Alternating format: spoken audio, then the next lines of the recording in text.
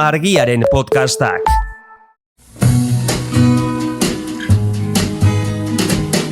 Don't know much about history.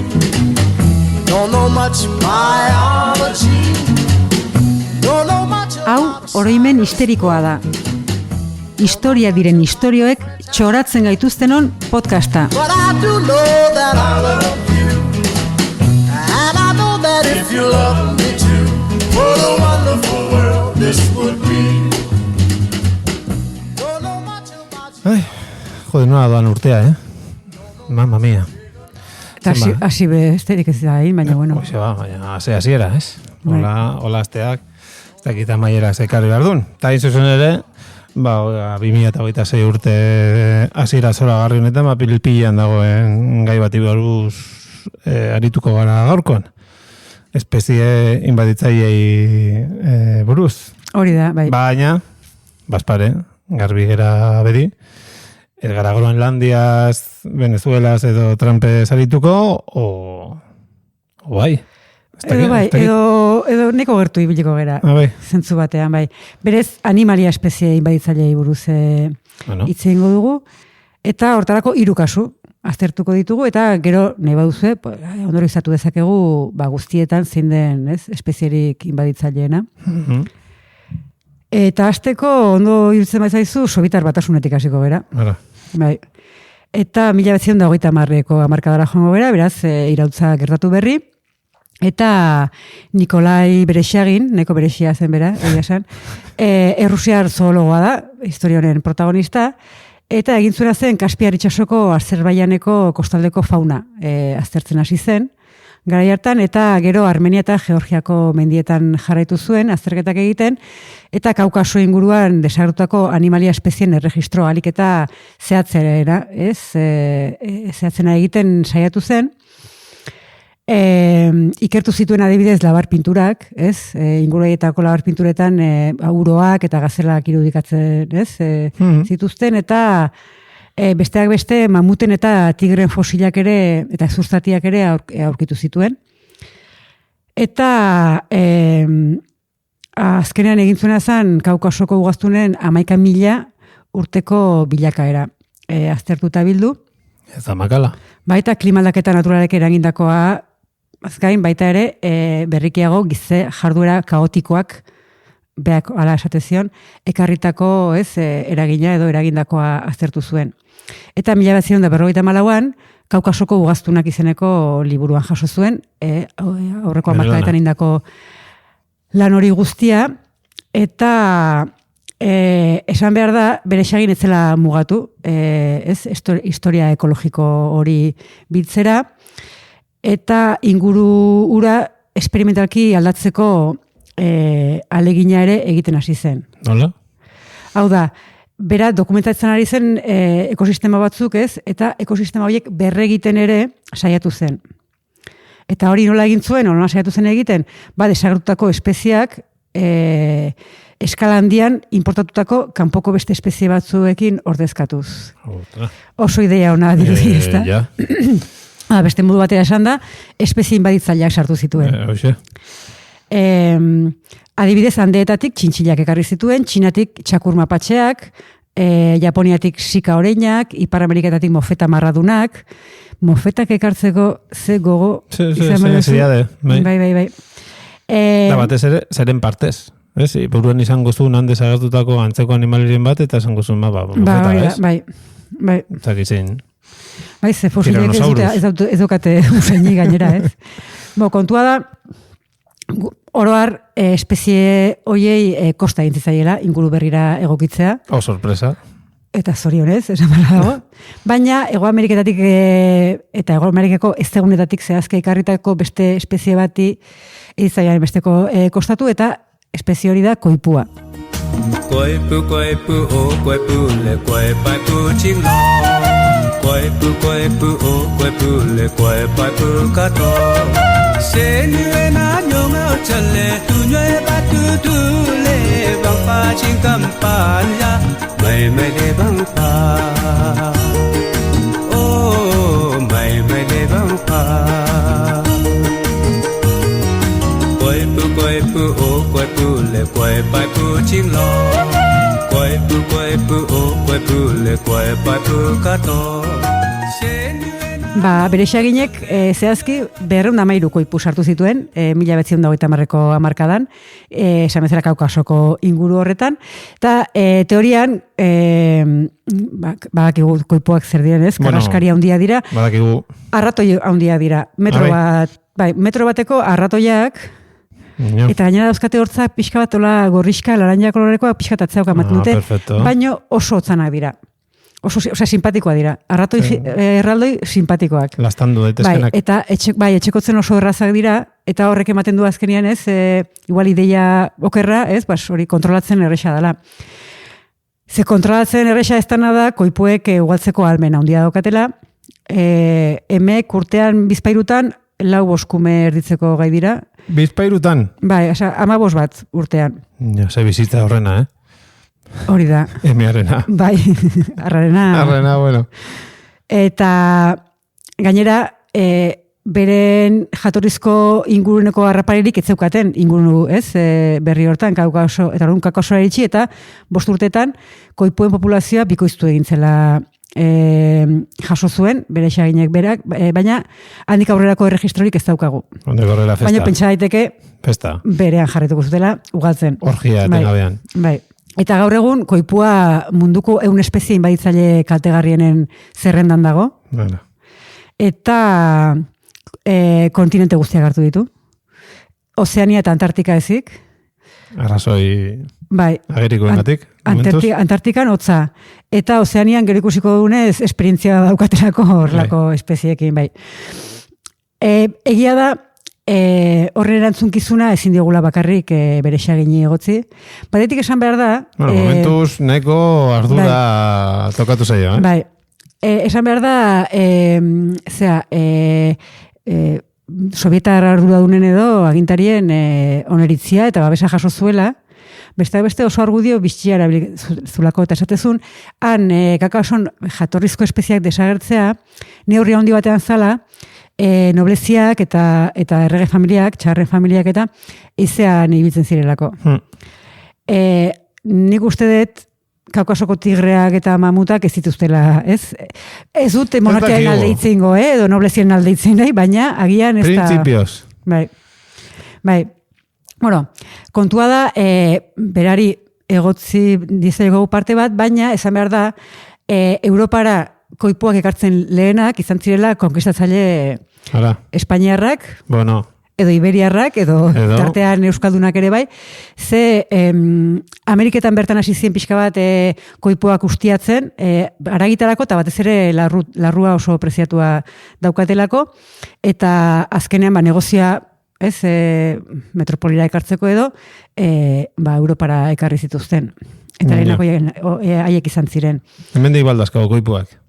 Bai, eta gainera undara urte batzuk uste iparraldean koipu edo eustiatze planta bat edo jarri nahi zutela, ez, edo granja bat, eta horre polemiko, oso inbaditzaileak direlako. Kontua da, bere xaginek ere hoixe egin nahi zuela, hau da, ekosistemak ez, berregin eta hori dana, baina koipuak ekonomikoki ustiatzea ere eta seguraski boltxebikak ere horrekin ados egongo ziren. Pentsa dezakegu asmo txarri gabe egin zuela, ez? Azkenean da ez jakintasuna, ez? Orduan ez genekien espezie inbaditzaileek ze kaltera izaketen edo nola jokatu zaketen, ez genekien edo berak etzekien edo ez zuen jakin nahi. Eta orduan hori, esperimentua zoritxarregoa izan zen, baina ez zuen asmo txarrik izan. Baina azkenean kezka ekologikoaren gainetik antropozentrismoa gailendu zela esan daiteke, ez? Beste bainena? Azkenean irabazi ekonomikoak zeudelako atzean. Eta baina bere hitzetan, bere burua izan zen ingurua giza populazioa sustengatzeko ahalik eta egokiena izatea. Hau da, giza espeziea.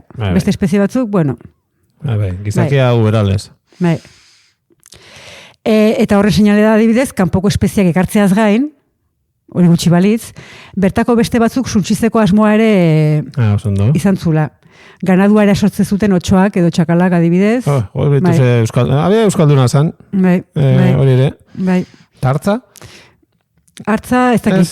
Agian ez egon, ez? Hartza agia esan, ez Errusian bada, ez esango, behiak Indian bezala, baina hartzak badauka beste. Ja.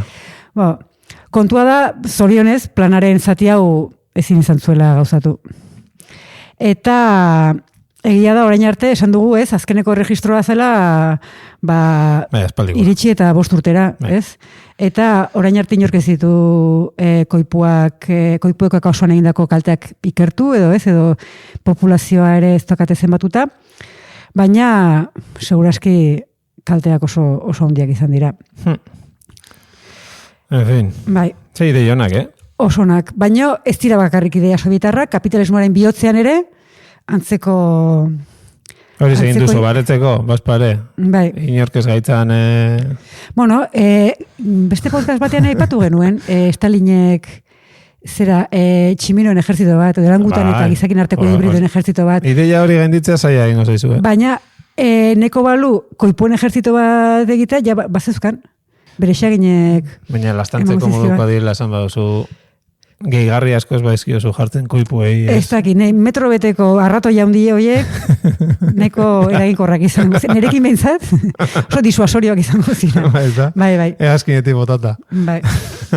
Bueno, Stalin alde bate utzi eta bere ejerzituak alde bate utzi eta esan bezala, orain kapitalismora joko dugu, Nueva Yorkera eta pixka bat denago esio. New Yorkera 1880ko urtera joango gara, martxoaren 6an, Amerikako aklimatazio elkarteko kideek, Amerikako diogunean da, beraiek bere buruari Amerikako aklimatazio elkartea daitzen diotelako, baina beste askotan bezala estatu batuetako esan nahi du. Guretzat, bai. Eta deskuidatu zuen New Yorkeko bakarrik. Ez dakit, New York azkenean. Kontua da, hori, elkarte hortako kideek, Eugene Scheffelin, presidentea buruzutela, egin zuten azan, 60 arabazozo askatu zituzten, 60 txori. Txiste, da. Arabazozoak. Bai. Ja. Esturnus uste da latinezko izena. Gazteizko lehor batzuk ezian, ez? Arabazozo. Baina, ikusi dut, arabazozo eta euskaraz ere gaztelazozo esate zaiola. Imaginatzen dut, igual, Gipuzkoa Bizkaialdekoak, Arabaldetik ikusiko zituen arabazozoak eta arabarrek gaztelatik. Eta gaztelarrek estornino, gazteleraz. Zozo. Bai, hori da. Kontua da hori, 60 txori askatu zituzten Central Parken, beraz Siriaren bihotzean, eta kalkulatzen da gaur egun espezie horretako 200 milioi ale bizirela Ipar Amerika osoan. But I wish I was, 'cause I love the lights and I miss your touch, but I haven't seen you since that night in Central Park.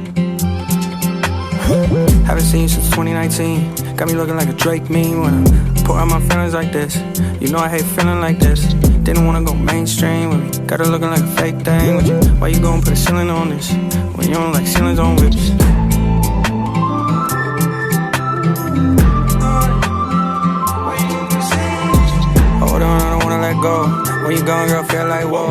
Aklimatazio elkarte batek. Bai, ematen du txirrendulariak, ez, gero alpetan portuak iotzeko elkartea dira, baina ez da zer ikusirik. Berez, lehenengo aklimatazio elkartea Parisen sortu zen, 1854an, eta berela beste hainbat hiri eta herrialdetara zabaldu zen, ez, ideia hori, eta erakundeak antzeko erakundeak sortu ziren. Zein ez duten ba?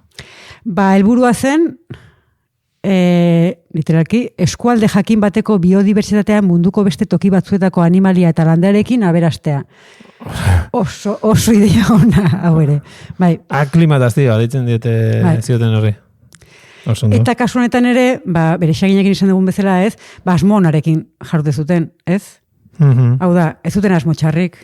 Beren ustez oso ekologistak ziren, eta ez? Animalien alde?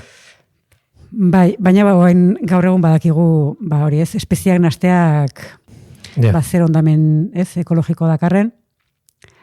Eta aipatu dugu elkarte hortako presidentea Eugene Scheffelin zela, eta bi zaletasun zituen nagusiki, bat ornitologia, txoriak, eta bestea Shakespeare. Betu zi ondo. Bai. Eta bi pasio horiek, hori ez, bi pasio horiek lantzeko eta nahi adina denbora, eta diruare bazeukan ze industria farmazeutikoa naintzindari izan zen familia aberats bateko semea zen. Bere denbora pasa. Bai. Mitiko. Orduan esan dugu, asmotxarreik ezagala, baina aberaskilo baten kapritxoa izan zen. Exactamentian. Ze bizaretasunak nola batu daitezke. Bururatu zitzaion, aklimatazio elkartean zuen kargoa baliatuz jakina, Shakespearen obratan aipatzen diren txori espezie guztiak sartuko zituela estatu batuetan. Oso idea bikaina. Baina poetikoa, ez? Bai. Uste nun antolatuko zitula tailer batzu, txori begira egon bitartean, Shakespeare rezitatzeko, edo hola. Ez, hone ja 10. bila, oza, 10 puntuta perfecto. Bai. Oso dibiona.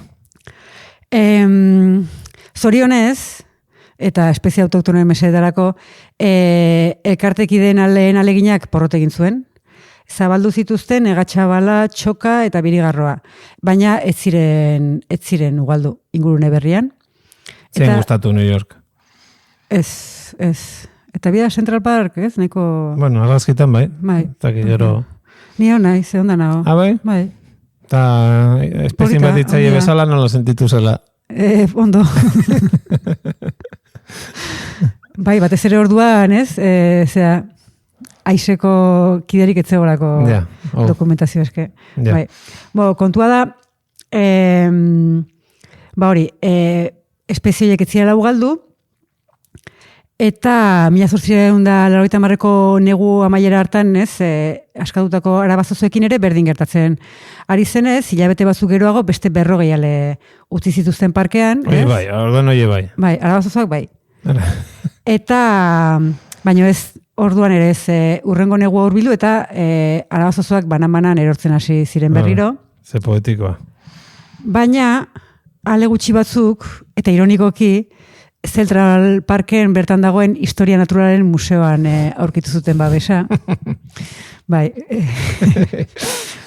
Negura gainitu zuten, eta urrengoak ere bai, eta 1900 urterako, hau da, hamarkada batean, hiri guztian negan ikusitezkeen ja, Europatik eramandako txoritxo kantari politoiek. Eta 1920ko hamarkadan estatu batuetan ekialde osoa hartuta zeukaten, eta mende erdialdea 1950 inguruan Kaliforniara iritsi ziren, horrek nahi du ja, kosta batetik bestera. Ez, herrialdearen beste muturrera ja iritsi zirela. 1960ko hamarkadan araba zozoek aire istripu bat eragin omen zuten. Gainera. Hegazkinak saldo batekin topo egin eta kontrola galdu eta lurra jo zuen eta tripulazio guztia hil omen zen. Pero hegazkinak aiei eragin zien istripua. Ez, alderantziz da. Bai. Bere jedia inbaditzaileak eta gaiztoak. Egia da. Estutan, ze espezietako nahi zen. Baina, hori azkenean pasadizo bada eta arabazo zuen izurriak asko ze ondorio larriagoak eragin eragiten ditu eta eragingo ditu. Egun kalkulatzen da, hasieran esan bezala, 200 milioi arabazozo inguru bizi dira. Groenlandiara eramateko beste. Amerikan, bai. Adibidez. Baina zozoak izan da. Arabarrak. Hori da. Bai. Arabarrak Groenlandian. Bai, arabarrak, oiuta daude hotzera, orduan. Claro. Bai. Arabarrak Groenlandian. Siberia gaztezeko baldin badira. Arabarrak Groenlandian, Iban Zalduaren urrengo liburua. Hor dago izen burua. Bai, hor proposamena. Azkenean, labore lurrak suntsitzen dituzte, nekazaritzan $1.000.000 galerak eragin dituztela kalkulatzen da, gaixotasunak zabaltzen dituzte, gainera, eta gainera beste espezie batzuk, jatorrizko espeziak, desagertzeko bidean jartzen dituzte ez, haiekin lehiatu ezin dutelako. Bitu ze atakatan jarri dugun. Goen dena gorrotatu behar ditu gara basozo, Ipar Amerikako gara basozo gaixuak. Bai, hori da. Baina? Eta poesia ere, ja, Shakespeare ez du irakurri. Ja, hori ja pasada, ez? Bai. Bai. Eta Sobietar Batasunetik Central Parkera joan ondoren, denboran pixka bat ere berriro atzera egingo dugu, eta gure antipodetara joango gara, Australiara. Bueno. 1859 urtera, zehazki, ze urte hartan, Thomas Austin izeneko kolono ingeles batek ainaiari gutun bat idatzi zion, eta eskatzen zion 2 dozena untxi bidaltzeko. Bai, ja, premisa horrekin ja. Untxien antzera... Bai, koipuen antzera, untxien antzera, bai, ugaltzeko almena handiko beste espezie bada, bai. Eta zehazki esan zion, untxi gutxi batzuek ez dute kalterik egingo. Kamiseta baterako, leloa. Bai. Etxean bezala sentitzen lagunduko didate. Hori bai. Eta gainera zer izatua izango nuke. Abitu.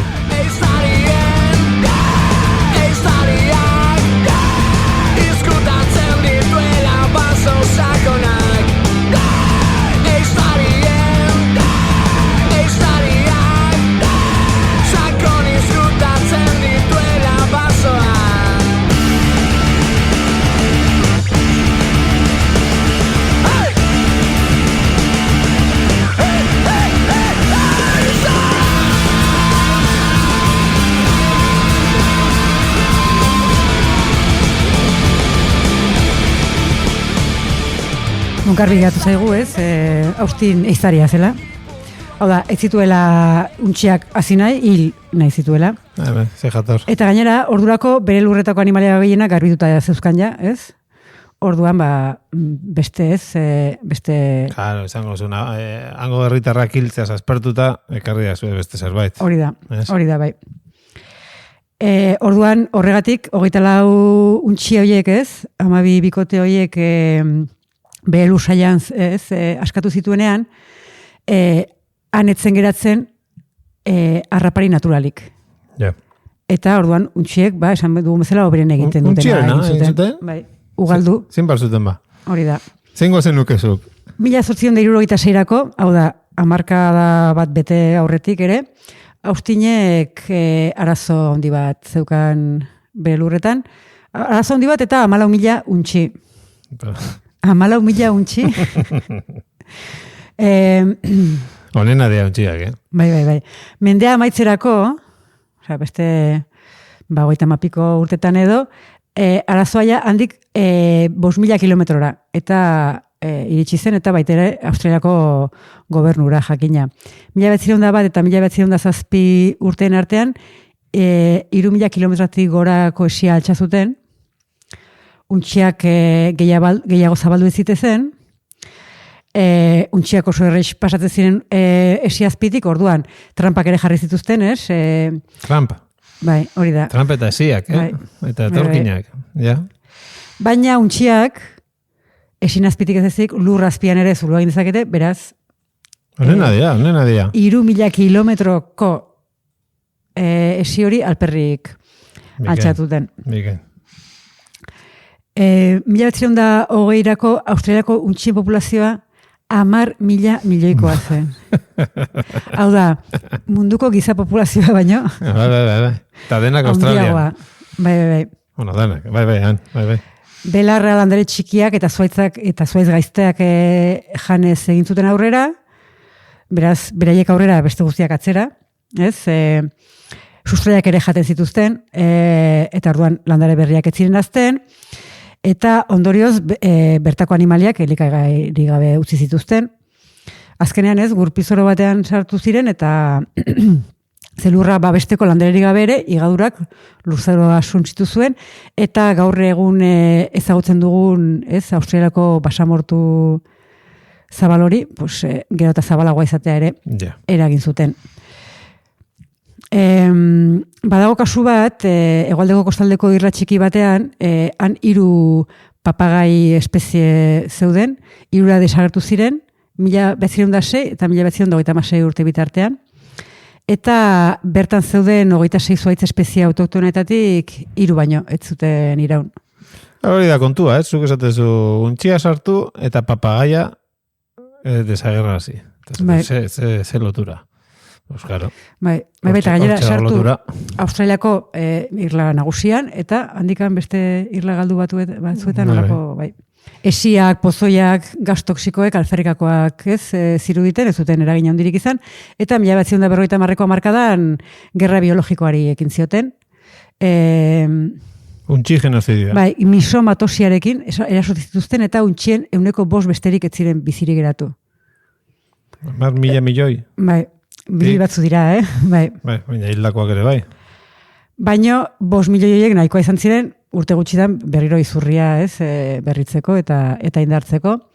1996an kalizi birusarekin saiatu ziren eta eragozpen etikoak alde batera utzita, ez? Birus horrek eriotza krudela eragiten duela gogoratu behar da, baina bai.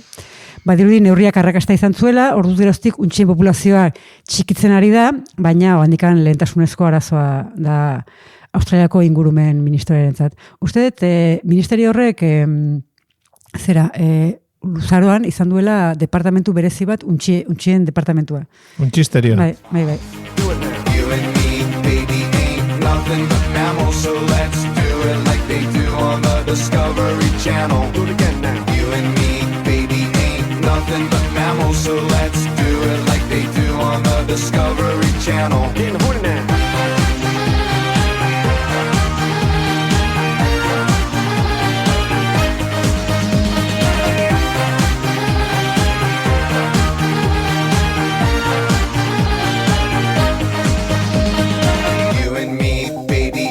Nothing but mammals, so let's do it like they do on the Discovery Channel. Do it again now. You and me, baby, ain't nothing but mammals, so let's do it. Hementxe, gaur aztertu ditugun 3 kasuak eta ez dakit badaukazun zuk buruztezun erantzunik, zein izan daiteken aipatu ditugun espezie guztien artean espezierik inbaditzaileena. Argi dagona da, zein zuek ez duten errua. Hori da. Gaixuek ero indute, untxie ezin bazutenan Australian galduta bere bakarrik. Untxieren egin, taka, goizetik gauera. Oain, zeinek enaman ditu. Zein mugitu ditu lekuz? Hori da, bai, gure espeziak. Beraz?